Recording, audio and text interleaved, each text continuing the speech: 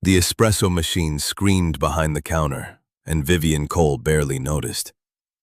She stood at the edge of the crowded cafe on Lexington, phone pressed to her ear, listening to her CFO deliver the kind of news that made boardrooms go silent. The Meridian deal had collapsed. 3 months of negotiations gone because a junior analyst had leaked a projection to the wrong journalist. Her knuckles had gone white around the phone case. She hadn't slept properly in 4 days, and the coffee she'd ordered 10 minutes ago was still sitting untouched on the counter, cooling into something bitter and useless, much like the morning itself. She turned sharply to grab it, already composing the next 3 calls she needed to make. And that was when the collision happened. A man stepped back from the pickup counter at the exact wrong second, and her cup tipped, sending a dark wave of coffee across the front of her cream silk blouse and down onto the sleeve of his gray jacket. For half a second, the cafe noise seemed to drop away. Vivian looked down at the stain spreading across $400 of fabric, and something in her, already stretched thin from the morning's disaster, snapped clean in two. "Are you serious right now?" she said, her voice cutting through the ambient hum of the cafe with the precision of a blade. Heads turned. The man in front of her didn't step back, didn't apologize immediately, just looked at the mess on his own sleeve with a kind of tired patience that only made her angrier. "Do you have any idea what this cost? Do you people even look where you're walking?" "You people." The words left her mouth before she could catch them, sharp and ugly, and she saw something flicker across the man's face, not hurt exactly, more like recognition. Like he'd heard some version of this sentence before from someone who looked like her. He was maybe 34, 35, dressed in clothes that were clean but worn, soft at the collar, the kind of jacket that had been good once and was now simply functional. A small girl, no older than 6, sat at a nearby table with a hot chocolate too large for her hands, watching the scene with wide, uncertain eyes. "I'm sorry," the man said finally, low and even. "It was an accident. I'll pay for the cleaning if that's what you need." "I don't need your money," Vivian snapped, grabbing a fistful of napkins from the counter and pressing them uselessly against her ruined blouse. "I need people to pay attention to their surroundings instead of standing in the middle of a line like they own the place."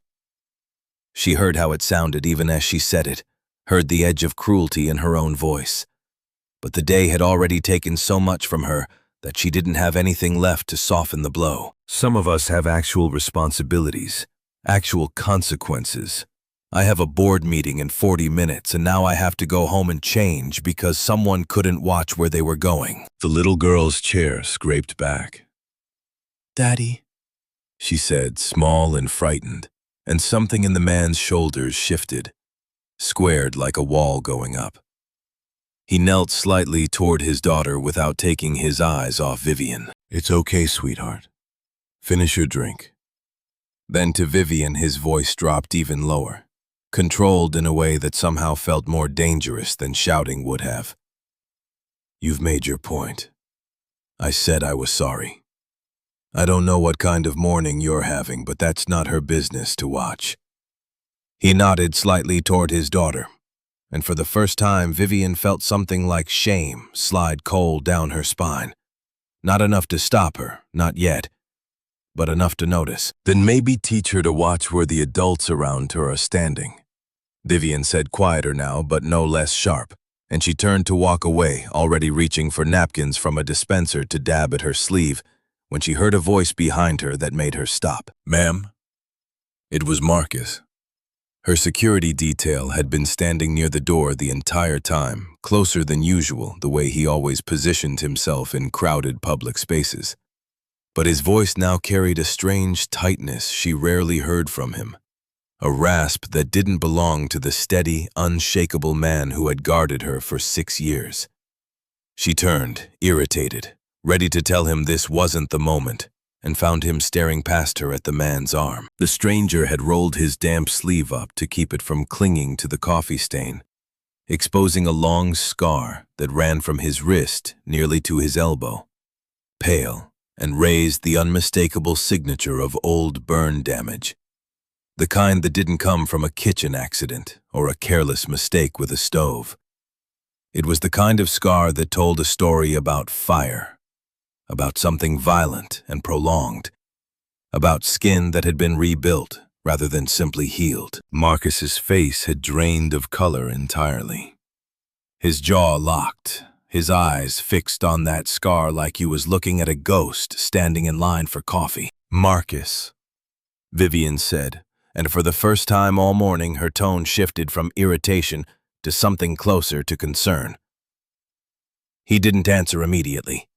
His eyes moved from the scar to the man's face, studying it with an intensity that made even Vivian uncomfortable, and the stranger, noticing the attention, pulled his sleeve back down with a quick, almost defensive motion, as though he were used to hiding it, as though he'd done this exact gesture 100 times before, in front of people who stared too long. "We should go," Marcus said finally, his voice strangely hollow, and he stepped forward to guide Vivian toward the door with the hand that trembled just slightly at her elbow. She glanced back once. The man had crouched beside his daughter, tucking a napkin under her cup, his expression unreadable, closed like a door that had been slammed shut a long time ago and never opened since. He didn't look at Vivian again. It was almost worse than if he had. Outside the city, noise swallowed the awkward silence between them as Marcus opened the car door for her, his movements mechanical, distracted in a way she had never seen from him. Vivian slid into the back seat, smoothing her ruined blouse, already trying to mentally return to the disaster of the Meridian deal. But something nagged at her, small and persistent, like a splinter she couldn't quite locate. "What was that back there?" she asked as the car pulled into traffic, watching Marcus's reflection in the rearview mirror. His hands were tight on the wheel knuckles, pale eyes fixed straight ahead with the kind of focus that wasn't really about the road at all. "Nothing, Miss Cole," he said too quickly, too flat. "I thought I recognized him. I was wrong." She studied him for a long moment, the way she studied every liar who sat across the negotiating table from her, searching for the tell, the flicker, the place where the truth pressed up against the lie and left a mark. Marcus had never lied to her before, not once in 6 years, not about a threat assessment, not about a scheduling conflict, not about anything that mattered. And yet here he was, gripping the wheel like it was the only thing keeping him upright, and lying to her without even trying to hide that he was lying. "You've never been a bad liar before," she said, finally quiet, now the anger from the cafe bleeding slowly out of her and leaving something colder and more curious in its place. "Who was he, Marcus?" He didn't answer. The silence stretched the length of 3 city blocks, past the storefronts blurring by the window, past a delivery truck idling at a crosswalk, past a woman walking a dog in a raincoat despite the clear sky. Vivian let it stretch, watching him, waiting, because she had learned a long time ago that silence was often more revealing than any answer a person could give. "I don't know him," Marcus finally said, and this time his voice had steadied, rebuilt itself into something closer to normal, though his eyes in the mirror still carried a weight that hadn't been there an hour ago. "I made a mistake back there. It won't happen again." Vivian looked out the window, unconvinced but too tired to press further, filing the moment away in the part of her mind that never quite let anything go. She thought of the stranger's face, the tired patience in his voice, the way his daughter had called out to him with such simple, unguarded fear. She thought of the scar, pale and old, running the length of his forearm like a map to somewhere she couldn't see.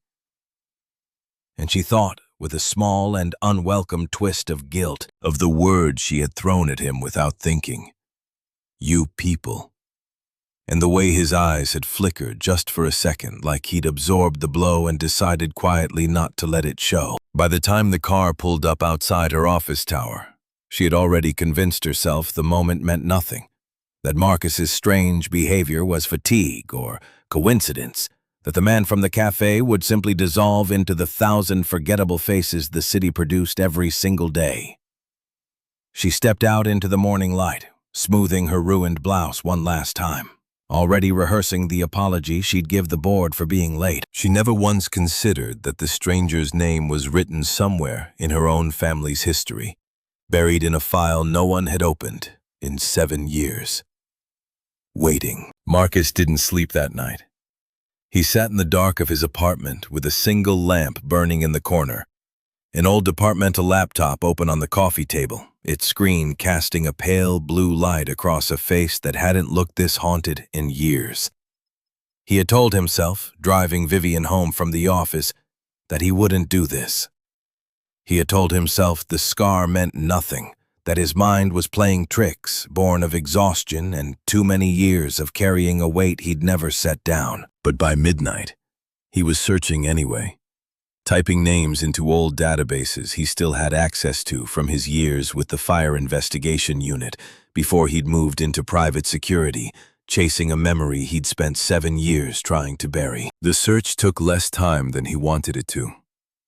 A local news archive, a small article buried on page 6 of a business section, the kind of story that ran once and was never followed up because the company involved had lawyers efficient enough to make sure it wasn't. Coal industrial warehouse fire claims 1 life, the headline read, dated 7 years and 4 months ago.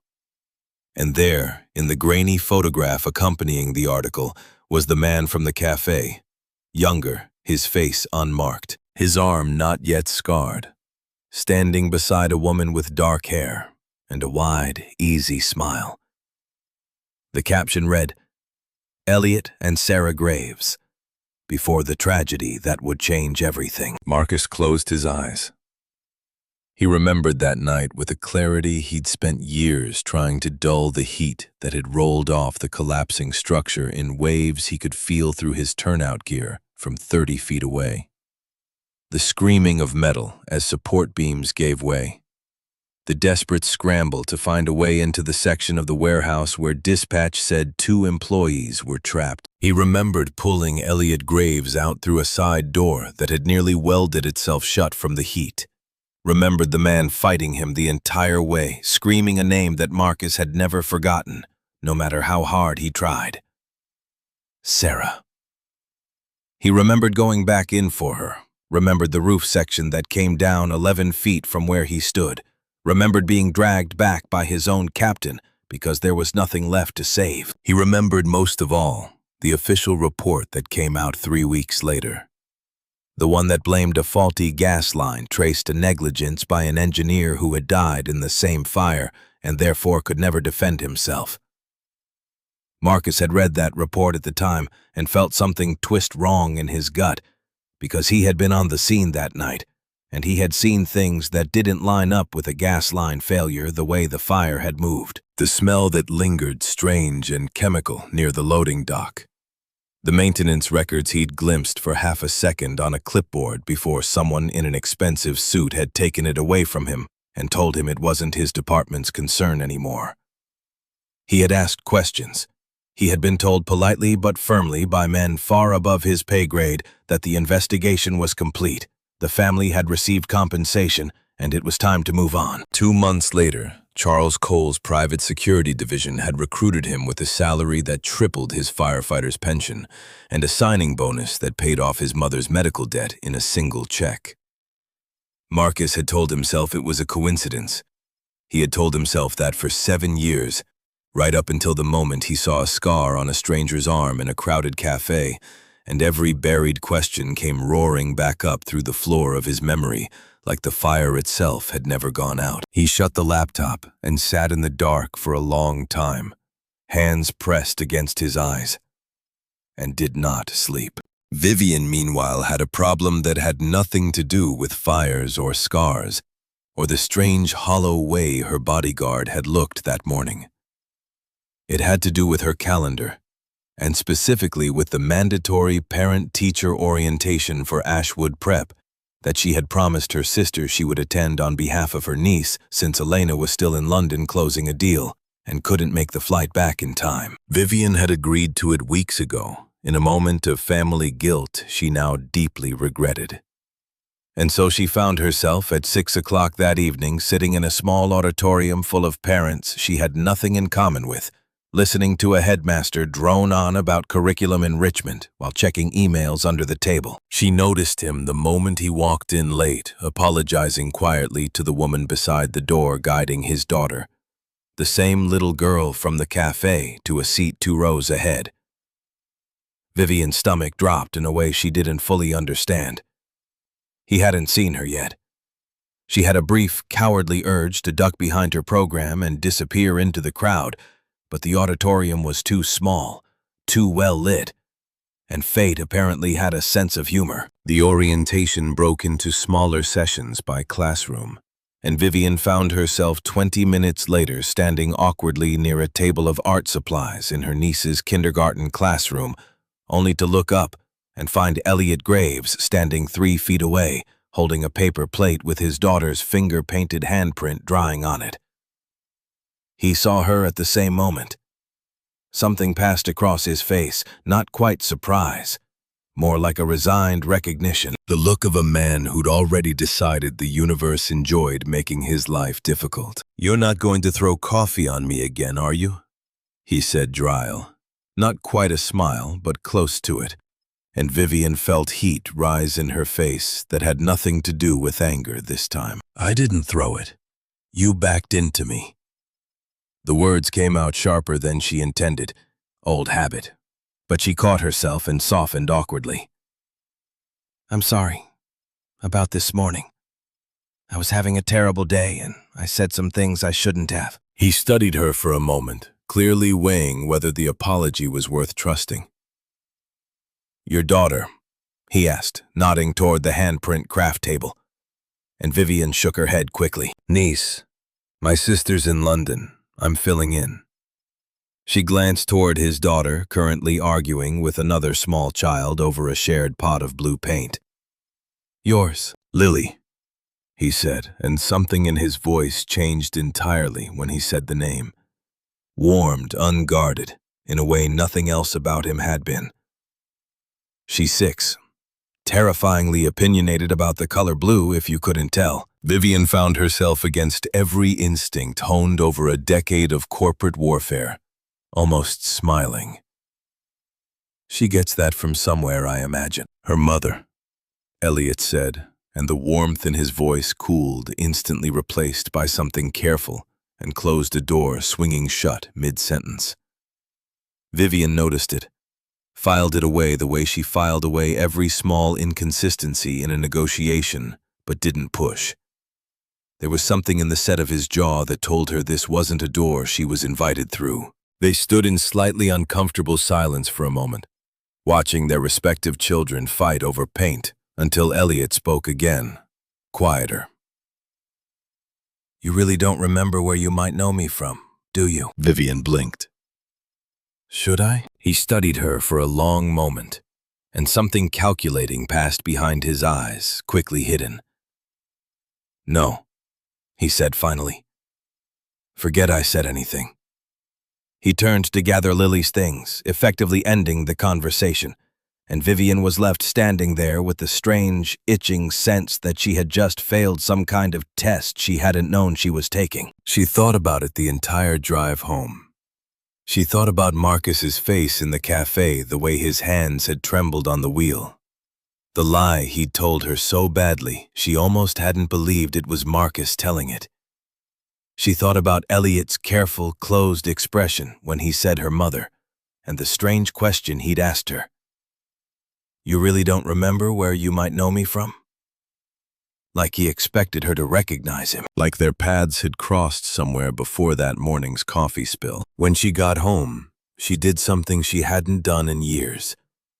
She pulled up the internal archive system for Coal Industries, the one that stored old press releases, old incident reports, old anything the legal department had ever quietly filed away, and typed in a single word: Graves. It took a moment to load.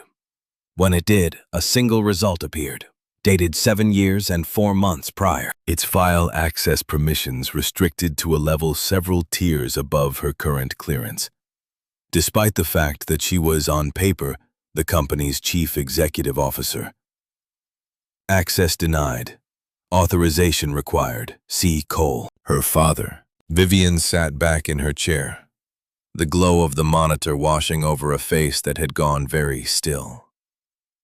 She had built half her identity on the belief that she ran this company with full transparency into everything it had ever done, good or bad, that she had inherited a legacy she understood completely. And here was a single restricted file, older than half her tenure, locked behind her own father's authorization, tied to a name that had apparently once belonged to a man now scraping by as a single father who flinched at rich women in coffee shops. She thought about calling her father right then.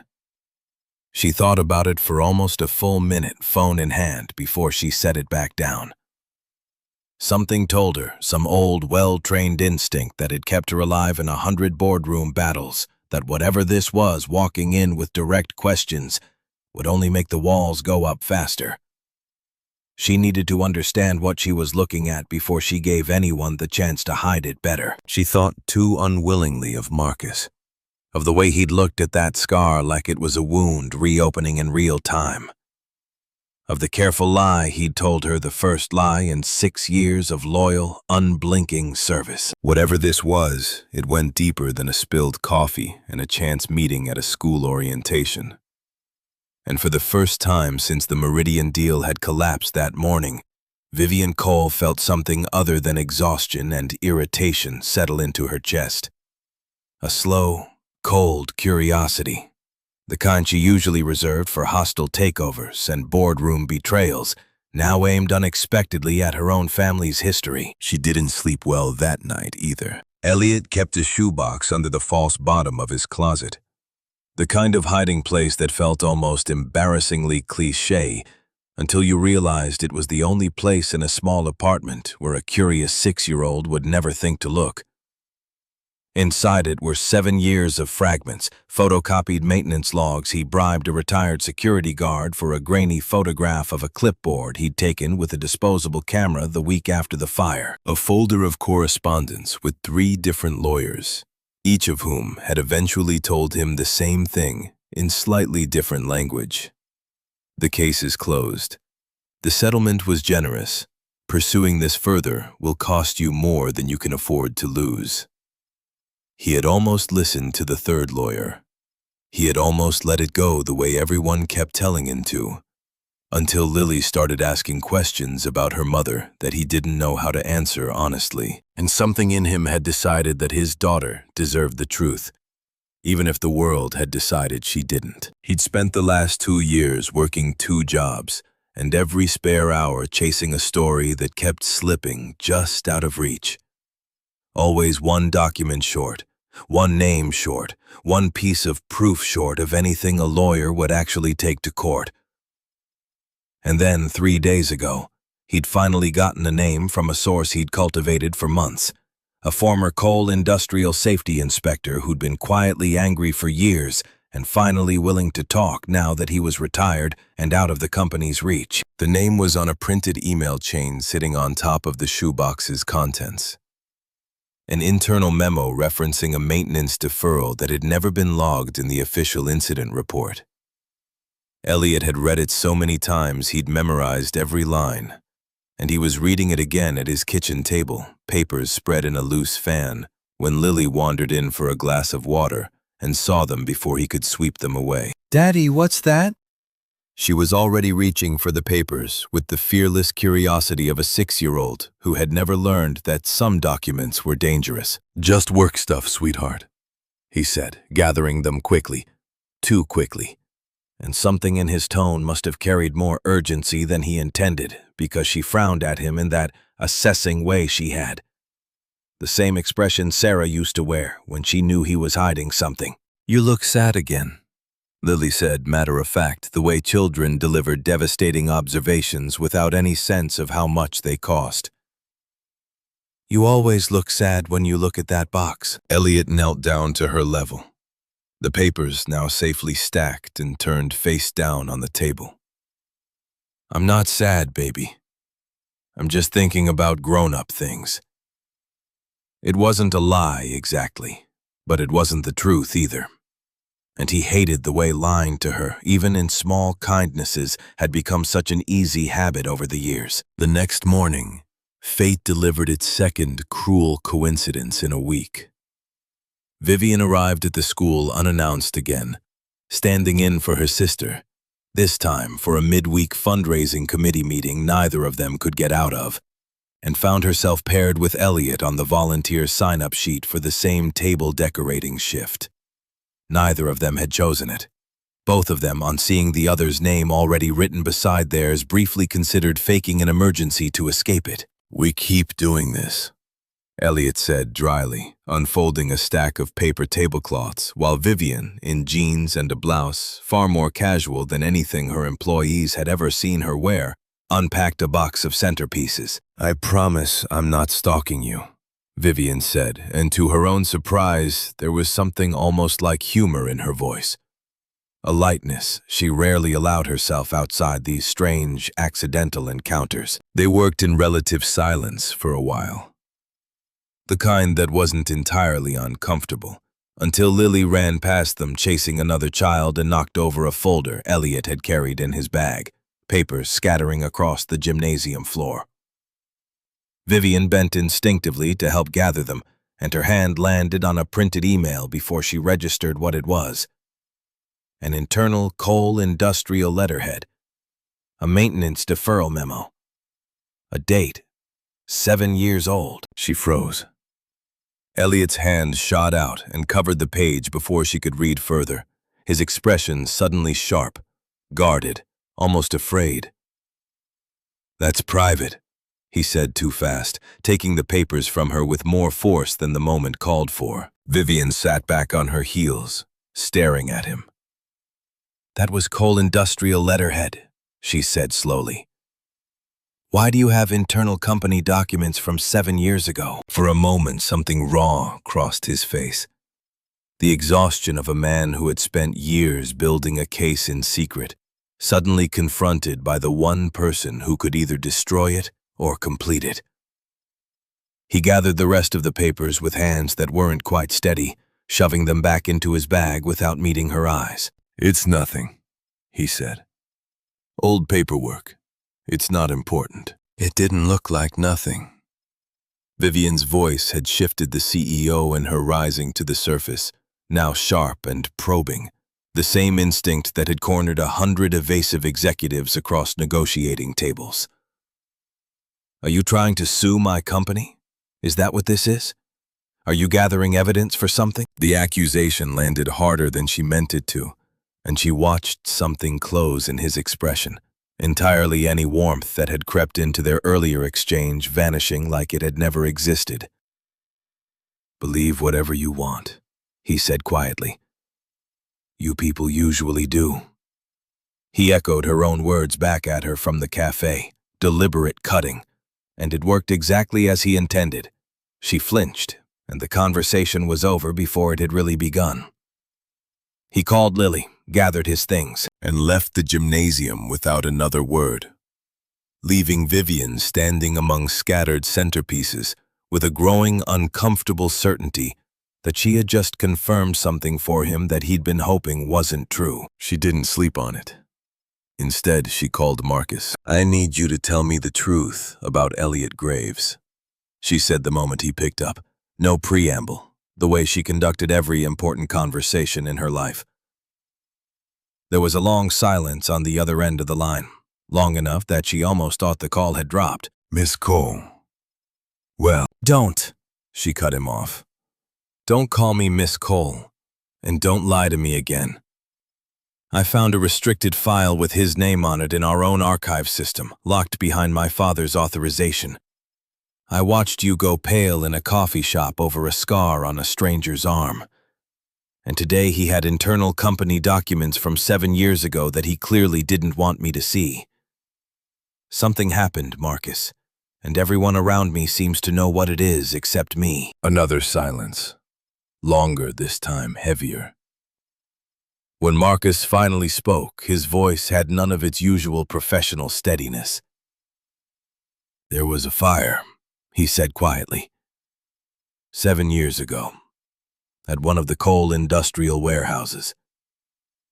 A woman died.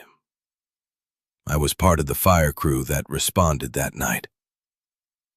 He paused, and Vivian could hear him breathing slow and deliberate, like a man trying to keep himself from unraveling.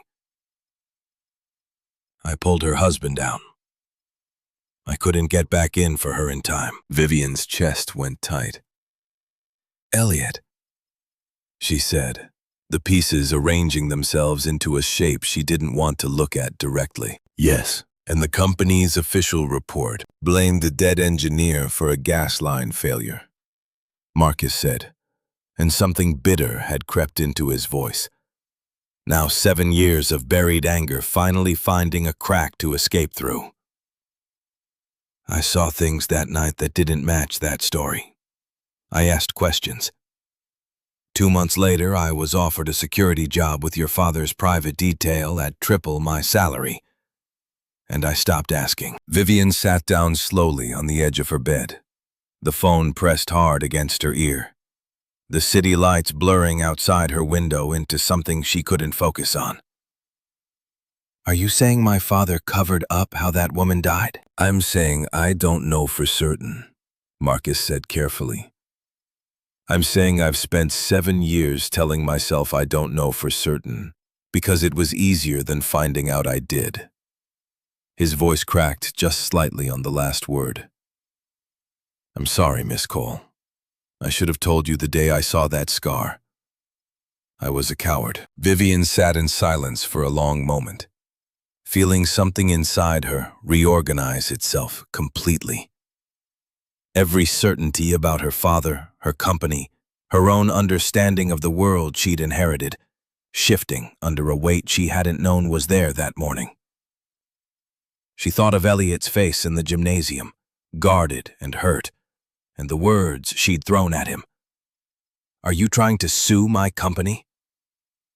And she understood now, with sick clarity, exactly what he'd been protecting, and exactly why he'd never trusted her enough to say it out loud. "Don't tell anyone we have this conversation," she said finally, her voice steadier than she felt.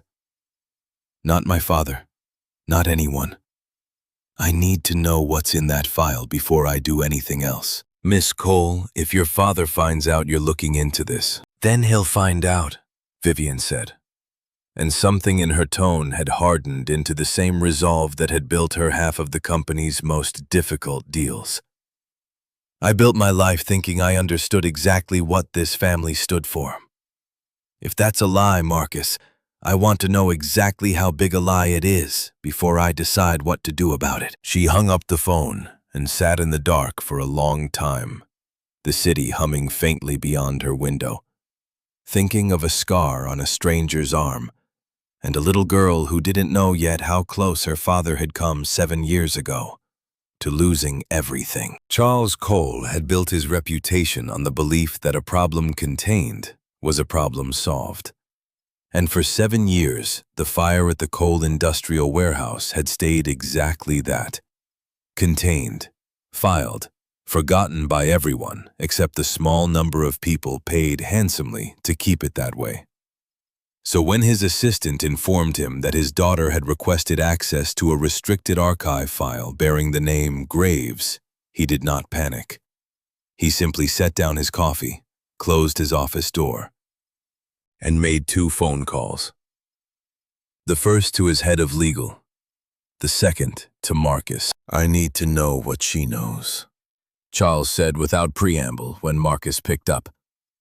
"And I need to know it before she does anything reckless with it." Marcus stood in the parking garage beneath Cole Tower, phone pressed to his ear, feeling the weight of 7 years of silence pressing down on him harder than it ever had. With respect, sir, I think it might be time to let her see the file. There was a long pause on the line. The kind of silence Marcus had learned over the years to fear more than shouting. "You've worked for this family a long time, Marcus," Charles said finally, his voice deceptively calm. "I'd hate to think that loyalty has an expiration date." "It's not about loyalty," Marcus said. And for the first time in 7 years, he let the anger he'd buried since that night finally rise to the surface where his employer could hear it. "A woman died, sir. Her husband has spent 7 years raising a daughter alone because your company falsified a report to protect a stock offering. I helped bury that. I've helped bury it every day I've kept quiet. I won't help you bury it any further." "Careful," Charles said low and sharp, all pretense of warmth gone from his voice now. "You're not just risking your job. You're risking everything I've done to protect you from what you saw that night. Do you think a fire department internal review would have gone well for you, Marcus, given what you didn't report either?" The threat landed exactly where it was meant to. A cold hook, sinking into an old wound Marcus had spent years trying to forget existed. The fact that his own silence, his own failure to push the investigation further, made him as complicit as anyone. He had told himself for 7 years that he'd had no choice, that questioning the official story further would have cost him everything, with nothing to show for it. Standing in that parking garage now, phone shaking slightly in his hand, he understood for the first time that there was no version of the truth coming out that didn't cost him something. The only question left was what kind of man he wanted to be on the other side of that cost. "Do what you need to do, sir," Marcus said quietly.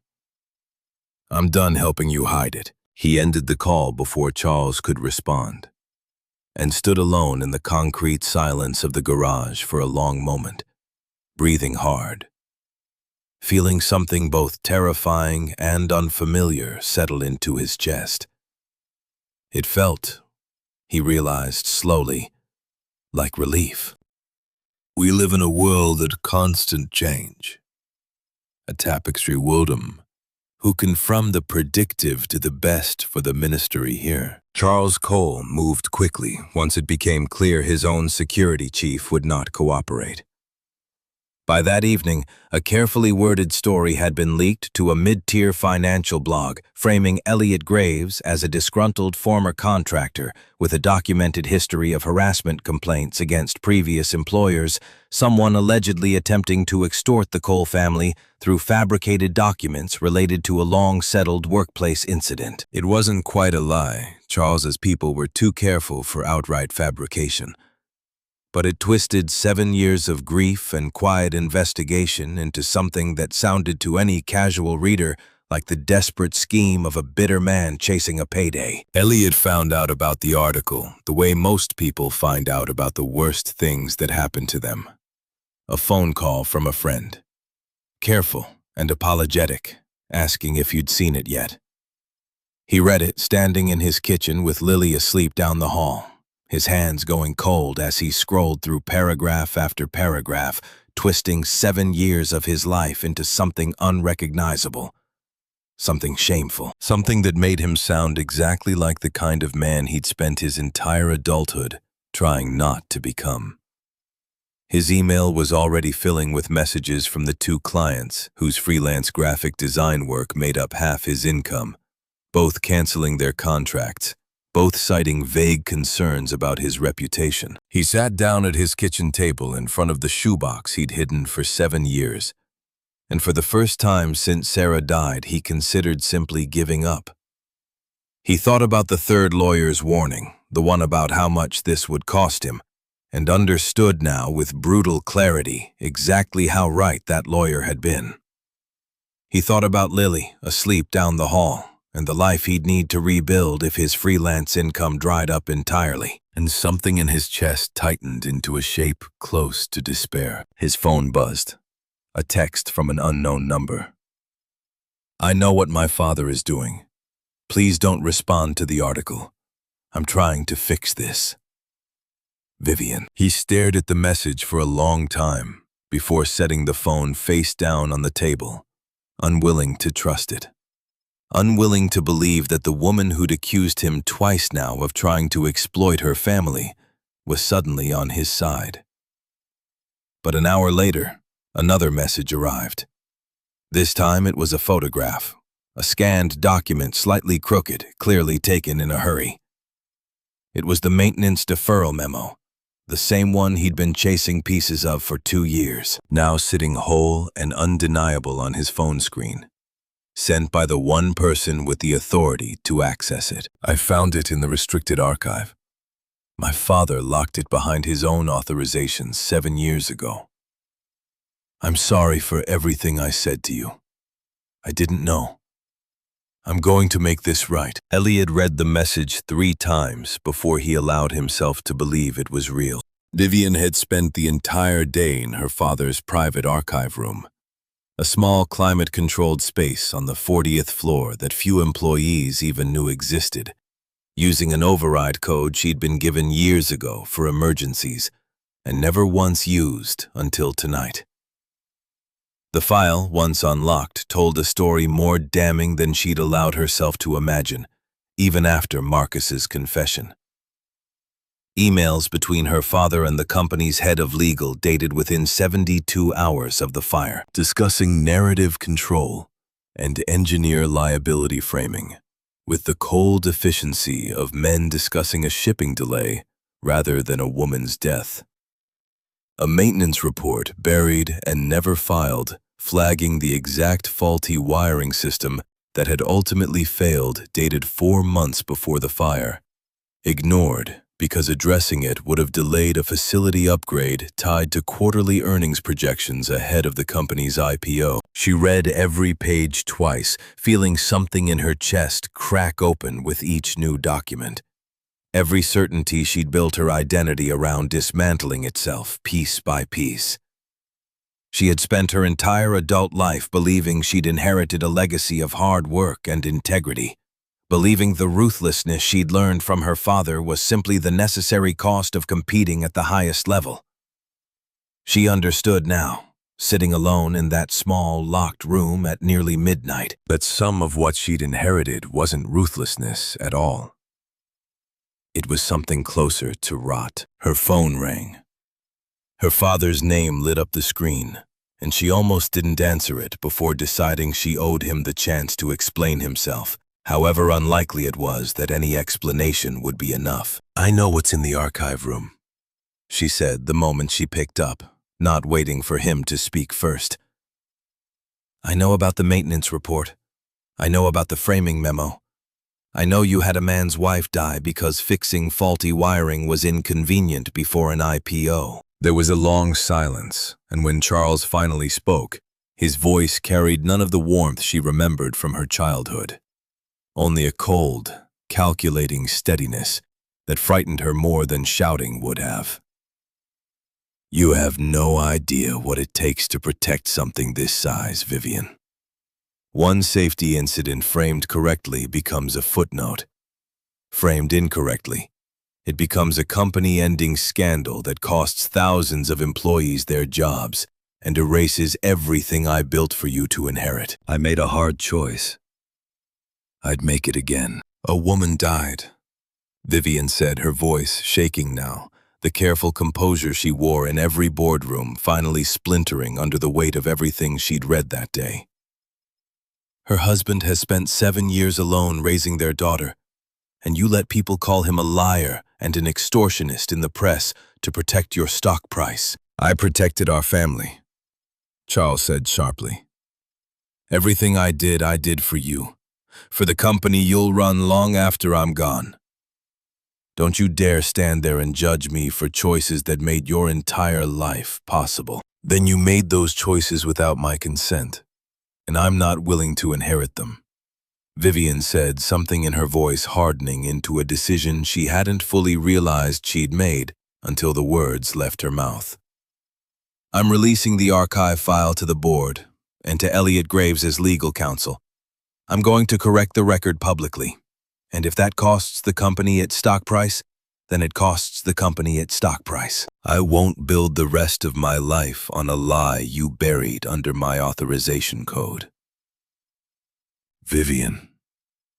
Her father's voice cracked for the first time in the entire conversation. Something almost like fear bleeding through the calculated calm. Think about what you're doing. This will destroy everything. No, Vivian said quietly. It'll destroy the lie. The company will survive telling the truth. I'm not sure it deserves to survive telling anything else. She ended the call before he could respond, sitting alone in the small archive room with the weight of an entire family legacy shifting under her, and felt for the first time since the Meridian deal collapsed a week ago, something close to clarity. We live in a world of constant change. She called Marcus next, her voice steadier than she expected. I need you to help me get everything to a lawyer tonight. Not company counsel, someone independent. And I need you to know that whatever happens to your job after this, I'm not going to let you take the fall for something my father built and I inherited. I already resigned an hour ago, Marcus said quietly. Your father made it clear there wasn't a place for me here after tonight. I told him I didn't want one. Then come work security for me directly, Vivian said. Not for the company. For me. If you'll still have me as a boss after everything I put you through, pretending I didn't notice you lying to my face. There was something in Marcus's voice when he answered. Warm and tired. And finally, after 7 years, unburdened. It would be an honor, Miss Cole. She drove to Elliot's apartment herself that night. Documents in a folder on the passenger seat. Uncertain what kind of reception she'd receive, but unwilling to let another hour pass without facing him directly. He opened the door in a worn t-shirt, exhaustion carved deep into his face, and for a long moment, neither of them spoke. 7 years of buried grief and 1 terrible week of accusations hanging in the space between them. I'm sorry, Vivian said finally, the words feeling smaller than the weight of everything they needed to carry. For the coffee, for accusing you of extortion, for every assumption I made about you, because it was easier than looking at what my own family did. I'm going public with everything tomorrow. The real report, the maintenance failure, all of it. Your name will be cleared, and my father will answer for what he did to your wife. Elliot studied her for a long moment, his expression unreadable. 7 years of exhaustion and grief and stubborn hope warring behind his eyes. Why? He said finally, quiet, almost afraid to ask. Why risk everything for a stranger who spilled a cup of coffee on you a week ago? Because you're not a stranger anymore, Vivian said. And because some things matter more than what I stand to lose. Behind him in the hallway, Lily's small voice called out sleepily, asking who was at the door. And Elliot glanced back toward the sound before returning his gaze to Vivian. Something shifting in his expression that hadn't been there a moment before. Not quite trust. Not yet. But the first fragile crack in 7 years of walls built to keep exactly this kind of hope from ever getting back in. The press conference happened on a Thursday morning, in a room Vivian had chosen specifically because it wasn't the polished, glass-walled auditorium the company usually used for its carefully staged announcements. She'd picked a smaller conference room on the 12th floor instead, plain and unglamorous, because she wanted the moment to feel like exactly what it was, an accounting, not a performance. Cameras filled the space anyway. Reporters packed shoulder to shoulder along the back wall, drawn by a press release that had promised a major statement from Cole Industries regarding the Graves warehouse incident. A phrase vague enough to generate speculation for 2 full days beforehand. Vivian stood at the podium in a charcoal suit, her hands steady on the edge of the wood, despite the tremor she felt beneath her ribs. and looked out at a room full of people waiting to see whether she would spin the truth the way her father had trained her to, or whether she would actually tell it. 7 years ago, a woman named Sarah Graves died in a fire at a coal industrial warehouse. She began, her voice carrying clearly through the room's sound system, steady despite everything trembling underneath it. The official report at the time attributed the fire to a faulty gas line and placed responsibility on an engineer who died in the same incident and was therefore unable to defend himself. That report was false. She let the words sit in the room for a moment, watching the ripple move through the reporter's pens, scratching faster against notepads, a low murmur rising and falling. The fire was caused by an electrical fault that had been flagged in an internal maintenance review 4 months before the incident and was deliberately left unaddressed because repairing it would have delayed a facility upgrade ahead of this company's public offering. That decision, and the decision to falsify the subsequent investigation, was made by my father, Charles Cole, then serving as CEO. The murmur became something louder, sharper, cameras clicking in a rapid staccato as reporters shifted forward in their seats. Vivian kept her eyes on a fixed point at the back of the room, the way she'd trained herself to do in every high-stakes negotiation of her career, and continued. Sarah Graves left behind a husband, Elliot Graves, and their daughter, who was less than a year old at the time. Mr. Graves spent the past 7 years trying, largely alone and against significant institutional resistance, to uncover what actually happened that night. 2 weeks ago, when a member of my own security team recognized him and the truth finally surfaced, this company's response under my father's direction was to attempt to discredit Mr. Graves publicly rather than acknowledge what had been done to him and his family. She paused, drawing a breath that felt heavier than it should have. I want to be unequivocal. That response was wrong, and it was mine to stop the moment I learned of it. I am releasing the full internal record today, including all documentation of the original cover-up and the subsequent attempt to discredit Mr. Graves.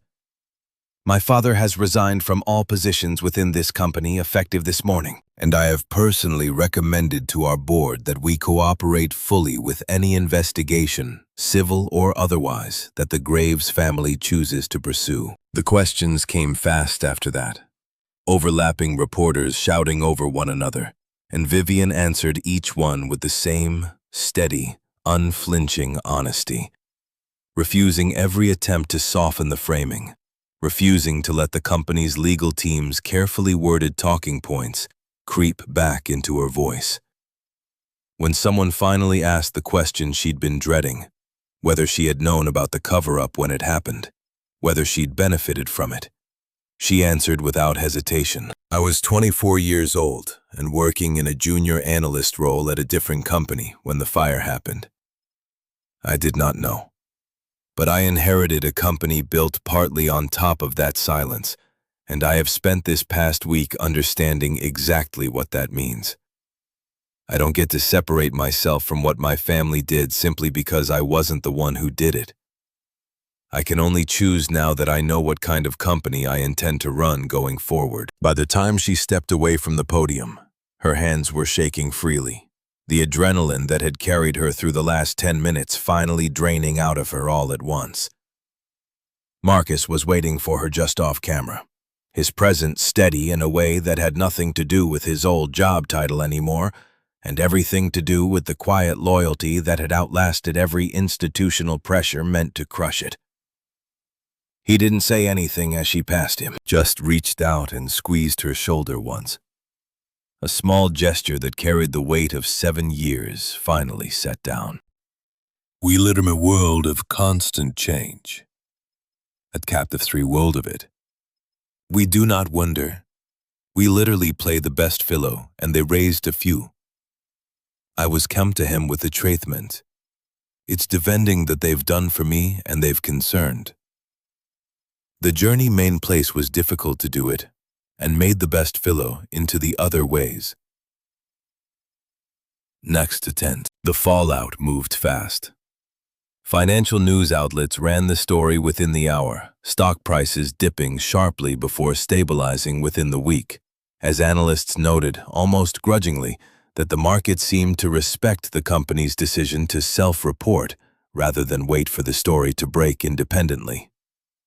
Charles Cole released a brief statement through his own lawyer, expressing regret for decisions made under difficult circumstances. Language so carefully bloodless that Vivian read it once and never looked at it again. He did not call her. She did not expect him to. Whatever relationship they'd had built on decades of her believing in a version of him that had never entirely existed had ended the moment she'd chosen truth over inheritance. And some part of her grieving quietly in the weeks that followed understood that grief was simply the cost of finally seeing someone clearly. Legal proceedings for Elliot moved with a speed that would have been impossible 2 weeks earlier, back when he was fighting alone against a company with unlimited resources and no incentive to cooperate. With the full internal record now public, and Cole Industries' own legal team directed to cooperate rather than obstruct, a settlement was reached within a month that dwarfed the token payout he'd received 7 years earlier, along with a formal public correction to Sarah Graves's cause of death record and the scholarship fund established in her name for children of workplace accident victims.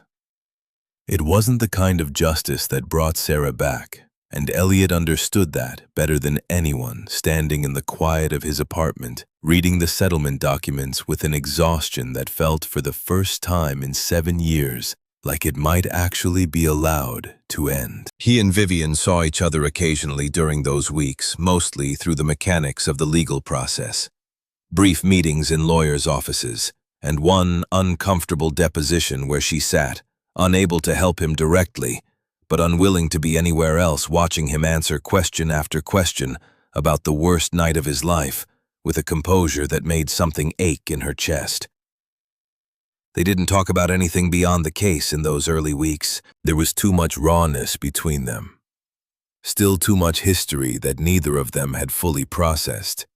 And Vivian, aware of how much she still had to prove, made a deliberate choice not to push for anything more than the professional courtesy the situation required. It was Lily in the end who broke through the careful distance both adults had built around themselves. Vivian ran into her by accident at the same coffee shop where the entire mess had started 2 months after the press conference, on a Saturday morning, when she'd finally allowed herself a rare day without meetings. Lily was sitting at a corner table with a book far too advanced for a 6-year-old swinging her legs beneath the chair, while Elliot ordered at the counter, and she spotted Vivian before Vivian could decide whether to approach or quietly leave. "You're the coffee lady," Lily announced, loud enough that several nearby customers glanced over, and Vivian felt heat rise in her face for entirely different reasons than the first time this had happened in this exact cafe. "I am," Vivian admitted, crouching slightly to be at eye level with her. "I'm sorry about that day. I was very rude to your dad." Lily considered this with the serious deliberation of a child weighing a matter of real importance. "He said you fixed it, though. He said you told everyone the truth even though it was scary." She tilted her head. "Are you going to be his friend now?" Elliot arrived at the table just in time to hear the question. His expression caught somewhere between mortification and something softer he couldn't quite hide. "Lily," he said, half a warning, half a plea. And Vivian, watching him flounder for the first time since she'd known him, felt something in her chest loosen unexpectedly. "I'd like that," Vivian said, answering the child directly, watching Elliot's face over Lily's head. "If your dad's okay with it." Elliot held her gaze for a long moment. 7 years of caution and 2 months of careful distance weighing visibly behind his eyes, before something in his expression finally, quietly gave way. "I think that could be arranged," he said, and the words carried more warmth than the sentence alone should have been able to hold. "We live in a world of constant change. A tapestry Wolderin talking about. It didn't happen quickly after that, and Vivian was grateful for it. understanding instinctively that anything built too fast on the wreckage of everything they'd both survived would collapse under its own weight. They started slowly. Coffee that neither of them spilled. A walk through the park while Lily rode her bike in careful circles ahead of them. Dinner, once Elliot finally felt steady enough in his rebuilt freelance business to relax without constantly calculating what a canceled client might cost him. Vivian learned things about him in pieces that he'd trained as an architect before Sarah's death derailed every plan they'd made together, that he still kept a drawing she'd made of their dream house folded in his wallet, worn soft at the creases. That the reason he'd flinched so hard at Vivian's cruelty in the cafe that first day wasn't pride, but exhaustion. 7 years of people looking at him and seeing only what his circumstances suggested, rather than who he actually was. She told him things too, harder things, about the vice-like grip her father's approval had held over her entire adult life. About the fiancé 3 years earlier who'd wanted her family's money more than he'd ever wanted her. About the way she'd built an entire personality around never being caught vulnerable again. A personality that had made her cruel to a stranger in a coffee shop without a second thought, because cruelty, delivered first, meant she never had to worry about receiving it. "I judged you the second I saw you," she admitted one evening, months later, sitting on a bench outside Lily's school, while the little girl ran through a sprinkler with a group of friends, both of them watching with the loose, unhurried contentment of people who'd finally stopped bracing for the next disaster. "I looked at your jacket and made 100 assumptions about who you were before you'd said a single word." "I know," Elliot said without bitterness, an old wound finally scarred over rather than raw. "I did the same thing to you if it makes you feel better. Rich woman in an expensive suit screaming at me in a coffee shop. I had you fully categorized before you opened your mouth the second time. And now..." He was quiet for a moment, watching Lily shriek with laughter as she ran through the sprinkler a second time, soaked to the skin and radiantly happy in a way that still some days caught in his throat with grief for the mother who should have been there to see it. "Now I think the categories were both wrong," he said finally. "I think you're someone who spent her whole life being taught that vulnerability was a weakness her family couldn't afford. And I think somewhere under all that armor is someone who actually wanted to do the right thing, the moment she understood what the right thing was." Vivian felt something tighten in her throat, unexpected and unwelcome in its intensity. "That's a generous read of a woman who threw coffee on you and called you people in front of your daughter." "I've had 2 months to reconsider my first impression," Elliot said, a small smile finally breaking through, the kind that reached his eyes in a way she hadn't seen since the day they'd met. "Turns out the woman under the coffee stains isn't so bad. We live the main clip." The main from Thursday. Marcus stood as best man at their wedding 18 months later. A small ceremony held in a garden, rather than the kind of lavish spectacle the tabloids had clearly expected from a Cole family event, and delivered a toast that made half the room cry, describing, without ever naming the fire directly, a debt of silence he'd carried for 7 years, and the two people who had finally together allowed him to set it down. Charles Cole was not invited, and did not ask to be, having spent the intervening months rebuilding a much smaller, much quieter life. Far from the company that no longer bore his direct influence, occasionally sending Vivian brief, stilted emails that she answered, but never quite warmed to. Understanding that some bridges once burned, honestly, simply couldn't be rebuilt, exactly as they'd been before. Lily, 7 years old now, and utterly unbothered by the formality of the occasion, served as flower girl, with the same fierce, opinionated energy she'd brought to the finger painting table where her father and Vivian had first really spoken to each other, and insisted at the reception on being the one to cut the first slice of cake before anyone official had given her permission to do so. Vivian watched her new husband dance with his daughter beneath string lights strung between garden trees. Watched the easy, unguarded joy on both their faces. Joy that had taken 7 years and one spilled cup of coffee and an old scar on a stranger's arm to finally arrive at. And felt for the first time in her adult life, like the version of herself she'd built to survive her father's world, could finally rest. Marcus caught her eye from across the garden, raised his glass slightly in a private toast that needed no words, and Vivian raised hers back, understanding that the three of them had built something out of a tragedy none of them had chosen, but all of them had in their own ways finally chosen to face honestly. The scar on Elliot's arm never fully faded, a permanent reminder of the night that had taken so much from him. But it no longer felt to any of them like a wound. It had become instead a story about the truth finally finding its way to the surface, however long it took, however much it cost the people brave enough to let it out.